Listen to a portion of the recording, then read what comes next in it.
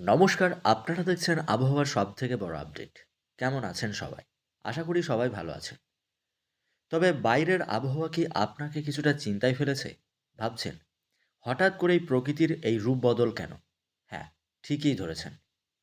আজ আমরা কথা বলবো বাংলাদেশের আবহাওয়ার এক বড় পরিবর্তন নিয়ে। হঠাৎ করেই যেন আকাশ তার রং বদলাতে চলেছে। কড়া রোদের বদলে জায়গা নিতে চলেছে ধূসর মেঘ, সেই সঙ্গে দমকা বাতাস। সকাল থেকেই হয়তো খেয়াল করেছেন, জানলার বাইরে তাকালে আকাশটা কিছুটা গুমুট দেখাচ্ছে। আবহাওয়া অধিদপ্তর পূর্বাভাস দিচ্ছে বাংলাদেশের আবহাওয়ায় আসছে এক বড় পরিবর্তন। দেশের বিভিন্ন প্রান্তে ইতিমধ্যেই শুরু হয়েছে ঝোড়ো হাওয়া। এই বাতাস কিন্তু সাধারণ বাতাস নয়, বরং বেশ দমকা বাতাস, যা মাঝে মধ্যেই ধুলোঝড়ের রূপও নিতে পারে। বিশেষ করে ঢাকা, রাজশাহী, খুলনা এবং উপকূলীয় এলাকাগুলিতে বাতাসের গতিবেগ সাধারণের চেয়ে অনেকটাই বেশি অনুভব হবে, জানাচ্ছেন আবহাওয়াবিদরা। আর শুধু বাতাসই শেষ নয়, এই মেঘলা আকাশ কিন্তু বৃষ্টিরও ইঙ্গিত দিচ্ছে। আবহাওয়াবিদরা জানাচ্ছেন, দেশের বেশ কিছু জায়গাতে হালকা থেকে মাঝারি বৃষ্টি চলবে।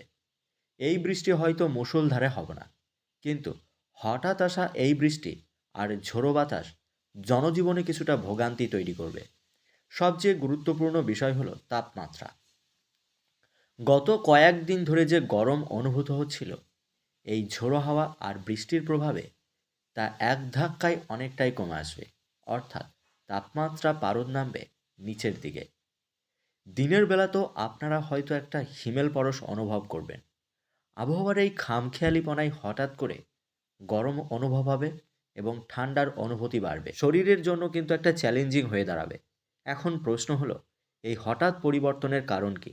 আসলে ঋতু পরিবর্তনের এই সন্ধিক্ষণে পূবালি বাতাস আর পশ্চিমা লঘুচাপের সংমিশ্রণে এমন পরিস্থিতি তৈরি হয়। মেঘলা আকাশ থাকার কারণে সূর্যের তাপ সরাসরি মাটিতে পৌঁছাতে পারে না। আর তার উপর এই দমকা বাতাস, সব মিলিয়ে এক অদ্ভুত আবহাওয়া বিরাজ করছে। আবহাওয়ার সবচেয়ে বেশি প্রভাব পড়বে আমাদের দৈনন্দিন জীবনে, যারা জীবিকার প্রয়োজনে বাইরে বের হন। হাওয়া অফিস বলছে, আপনাদের জন্য কিছু পরামর্শ থাকছে। প্রথমত, ঘর থেকে বের হওয়ার সময় অবশ্যই হাতে ছাতা, রেইনকোট এইসব রাখবেন, কারণ মেঘলা আকাশ যে কোনো সময় ঝিরঝিরে বৃষ্টি নামাতে পারে। দ্বিতীয়ত, যেহেতু দমকা বাতাস বইছে, তাই তাপমাত্রা কমছে। সেই সাথে হালকা জ্যাকেট, শাল রাখতে পারেন।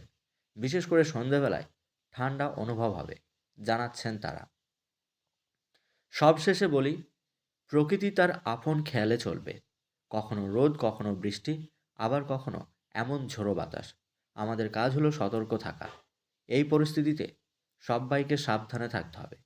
বাংলাদেশের আবহাওয়ায় এমন পরিবর্তনে আতঙ্কিত না হয়ে সবাই সচেতন থাকুন। আবহাওয়া অধিদপ্তরের সর্বশেষ আপডেটের দিকে নজর রাখুন। পরবর্তী আপডেট জানতে আমাদের চ্যানেলটিকে সাবস্ক্রাইব করুন এবং আমাদের সাথে থাকুন।